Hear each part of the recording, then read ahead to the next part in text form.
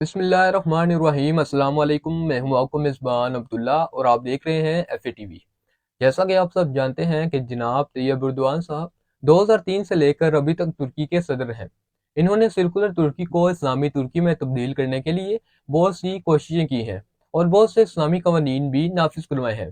अगर तुर्की के माजी को देखा जाए तो तुर्की 1290 से लेकर 1923 तक इस्लाम का मरकज रहा है, जिसे आज हम खिलाफत उस्मानिया के नाम से जानते हैं, जो कि एक बहुत बड़ी और अजीम खिलाफत थी। इसकी ताकत का अंदाज़ा हम इस बात से लगा सकते हैं कि जब ये खिलाफत टूटी तो बहुत से ममालिक वजूद में आए, मसलन कि अर्मीनिया, इराक, सीरिया, फ़लस्तीन, जॉर्डन, बल्गारिया, यूनान, मक्का और यहाँ तक कि मिस्र भी इन्हीं में आता था।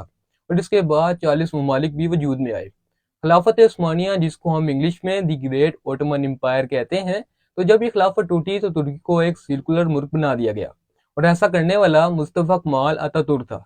बिल्कुल मुस्तफ़ा कमाल अतातुर्क ने ही तुर्की को एक सर्कुलर मुल्क बना दिया था और हर तरफ बेहयाई और बुराई के कामों का राज हुआ, जिसके असरात अभी तक तुर्की में मौजूद हैं। अतातुर्क ने हर वो काम किया जिससे इस्लाम रुकता था। सन 1923 में तुर्की के खिलाफ मगरबी ममालिक ने सर उठाया।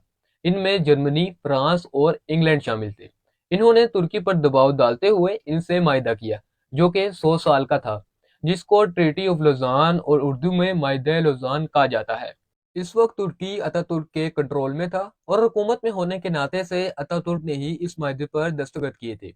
इसके बाद 3 बड़े आज़म और फैली खिलाफत उस्मानिया का खात्मा कर दिया गया। खिलाफत उस्मानिया के आखिरी सुल्तान और इसके खानदान को मुल्क से दरबदर कर दिया गया। इनकी तमाम जायदादें भी जब्त कर ली गई और खिलाफत और इस्लाम के नाम पर पाबंदियां लगा दी गई। इस तरह तुर्की को एक सर्कुलर मुल्क बना दिया गया। लेकिन अब नया दौर शुरू हो चुका है। जी हाँ, मैं बात कर रहा हूँ 2023 की, जिसका तमाम मुसलमानों और ख़ास तौर पर तुर्की को इंतज़ार है। 2023 शुरू हो चुका है और तुर्की का माहिदा लौज़ान भी ख़त्म होने को है। 24 जुलाई 1923 को मुस्तफ़ा कमाल अतातुर्क ने माहिदा लौज़ान पर दस्तखत किए थे। यानी कि अब 24 जुलाई 2023 में तुर्की का माहिदा लौज़ान को 100 साल हो जाएंगे और तुर्की अपनी तमाम पाबंदियों से आज़ाद हो जाएगा।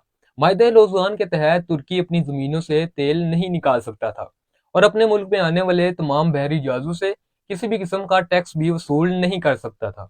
और सबसे बड़ी पाबंदी तो ये थी कि इन 100 सालों में तुर्की खिलाफत कायम नहीं कर सकता। लेकिन इस साल तुर्की जुलाई के महीने में इन तमाम पाबंदियों से आज़ाद हो जाएगा। तो क्या अब तुर्की खिलाफत उस्मानिया दोबारा कायम करेगा या नहीं?